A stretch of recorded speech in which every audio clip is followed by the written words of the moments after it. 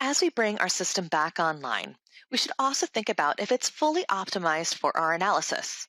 Before getting started, this is a great time to take stock of all the consumables you are using and check to see if you are using the right supplies.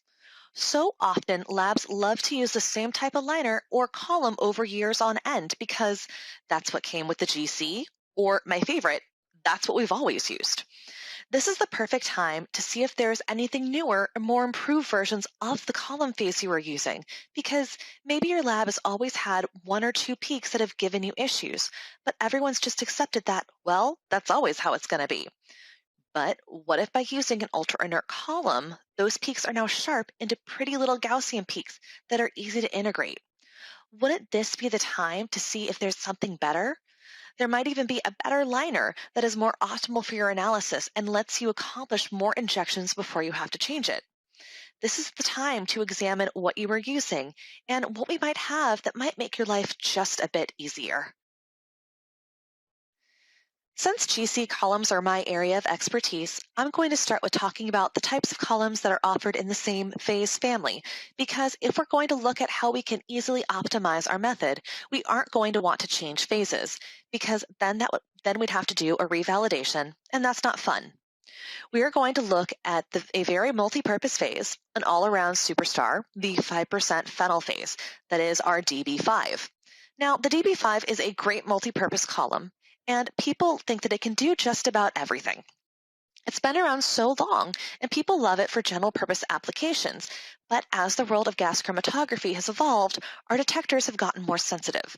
And as detectors become more sensitivity, the sensitivity of everything starts to increase, including background noise, which is where the MS of the DB5MS columns come in. MS columns are designed to have 50% less bleed than the standard versions, which makes them ideal for pairing with mass spec applications. These columns can be used with other detectors besides mass spec, where low noise and high sensitivity are needed. And if you're working with compounds that are active and you're seeing peak tailing as opposed to fronting, which can be caused by the injection technique, our ultra inert columns offer an increased inertness to help battle those performance challenging peaks. The best part is that when you stay in the same family, like the DB5 to the DB5MSUI, they will have the same selectivity, so you don't have to revalidate your method. All of your peaks will be where you expect them to be, just you will end up with lower bleed, so you'll have increased sensitivity, and when you switch to the ultra inert version, your peak shape for those difficult compounds will also improve. This is what column bleed actually looks like. Column bleed will look like a rise in the baseline at high temperatures, but will stay at a steady signal as long as the temperature remains consistent. It's natural for the baseline to increase slightly as the temperature is increased. It's important to note that we don't see any peaks, just an increase in baseline. The terminal end of the stationary phase polymer starts to bend back, attacking itself. This is called backbiting. Ring structures, which are thermodynamically stable, are liberated and will increase the noise and rise the baseline. Then this process is repeated. The more temperature we provide, the faster we drive the reaction, which is why we see an increase in baseline at higher temperatures. This is a normal process. Here we can see the advantage of an MS column versus a standard one. In this chromatogram, there are 3 temperature hold regions. They start at 135 to make sure that there is a consistent baseline to start with, ramping up to 325, the isothermal maximum temperature of this column, and hold for a period of time so that the baseline is steady.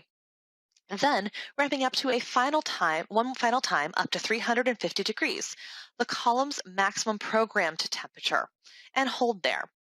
Notice how we see the standard column does not stabilize as nicely as at the maximum temperature and has a bleed of 13.3 peak amps, as compared to the MS column has a bleed of 2.3 peak amps at that same temperature.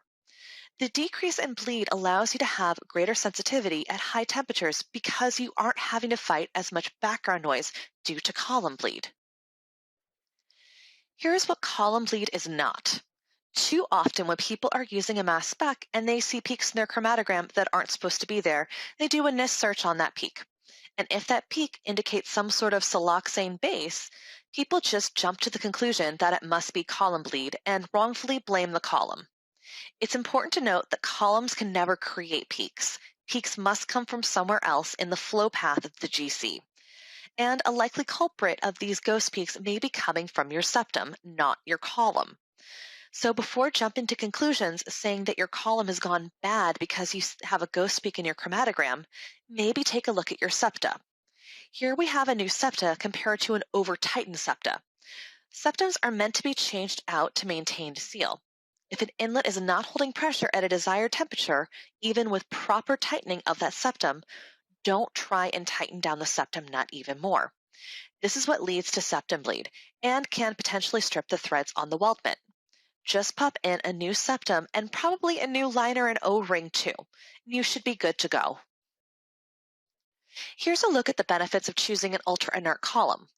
When analyzing a sample of 4 pesticides, we encounter some of these active compounds, and it seems like no matter how often we clip the front end of the column, we still end up with tailing peaks. This is where ultra-inert columns come in to save the day. Let's take a look at just how much of an improvement an ultra-inert column can make. Here we have 2 chromatograms. A standard of 50 pesticides was injected onto the GC. Both columns are 5% phenyl phase, and both are MS columns. The only difference is that the chromatogram on top is ultra-inert and the one on the bottom is not. You may not see a difference right away, but we're going to zoom in onto a compound that's known to be active, number 20, heptachlor. As you can see, the competitive 5MS column has a slight tailing on the peak for heptachlor, while we see none with the DB5MS UI column. By combining our ultra-inert process with mass spec columns, you not only have lower column bleed, but you also have improved chromatography for active compounds. This means that you will have increased sensitivity because your column bleed has been decreased and better peak shape for your active compounds. If you have a mass spec, I would encourage you to try our ultra-inert columns.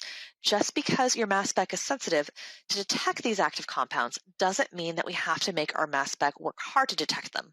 We can never forget about our chromatography, no matter how powerful that detector we are using is. Something I want to talk about that people often forget is that when you're having a chance to optimize your method, you should also ask yourself if you're using the right detector. There's no one perfect detector to rule them all. They each have their strengths and weaknesses. And there are many things to consider when selecting the right detector for your application, mainly being the types of compounds you're looking at and which detector will provide the best sensitivity. Flame ionization detectors are super sensitive for detecting hydrocarbons and are capable of detecting quantities as low as 10 to the negative 13 grams per second, which would be like being able to detect the DNA in one cell of a hummingbird every second. Plus, the FID can handle very hot temperatures. It could probably even go up to greater than 450 degrees, which is why FID is recommended for high temperature applications, because detectors have temperature limits too. Micro-ECDs are commonly used in environmental sample testing due to their selectivity and sensitivity for halogenated compounds, but dirty split vent traps can cause a decrease in sensitivity.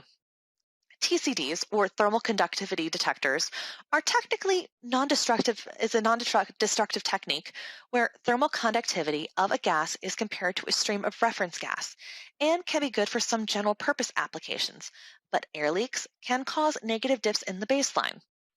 NPDs are great for looking at nitrogen and phosphorus containing compounds and are 50 times more sensitive for nitrogen compounds and 500 times more sensitive for phosphorus containing compounds than FIDs. Mass specs, single and triple quads, are extremely sensitive and selective. If you know what you are looking for, you can run your method in selected ion mode or even multi-reaction mode for a triple quad and really clear out the background noise. But mass specs have a temperature limit. Mass specs should never be used for applications that are going to be taken above 350 degrees. For some reason, lately I've been getting a lot of questions about using mass spec for high temperature analysis. And I always ask the same questions back. What compounds are you looking at? How hot do you need to go? And are you sure you don't want to use an FID for that? Sure, the GC oven can go up to 450 degrees, but your mass spec has limits. And also, your mass spec is great for detecting a wide range of compounds, and with that increase in sensitivity also comes the potential for an increase in background. And if you're injecting some really heavy samples, that will cancel out the detection capabilities of the mass spec. Not to mention what can go wrong based on only the temperature limits of the consumables that are used with the mass spec. For instance, at the MSD transfer line, whether you're using a self-tightening nut or a standard mass spec nut, polyamide graphite ferrules are used. These ferrules have a maximum temperature limit of 350 degrees. When taken above 350 degrees, they will start to shrink after thermal cycling, and the polyamide will start to burn off, both of which will lead to leaks in your mass spec. Normally, we would recommend a graphite ferrule for temperatures above 350 degrees, but this is really bad for mass spec. Graphite is soft and can compress, and when you add the vacuum of the mass spec, it can potentially end up getting sucked into your source and gunk it up, or into the turbo pump, and then you have a real problem. But say you're using a polyamide graphite ferrule, also known as Vespel graphite ferrule, and go above 350 degrees. What happens to your source? The newer ion sources are capable of going up to 350 degrees, but if you have a leak in your system, your filament is going to burn out faster, forcing you to have more downtime to vent your source and replace your filaments. And what about after your source? Generally, you aren't going to take your quads above 150 to 200 degrees Celsius, and going from 350 to 150 is a huge temperature drop, and that would have me worried about compounds recondensing in my quads. So before you try and do a high temperature application on mass spec, ask yourselves, do you really need a mass spec? And are you aware of the risk of going above 350? Also, if you're only trying to go hot to bake out your column, have you considered backflush?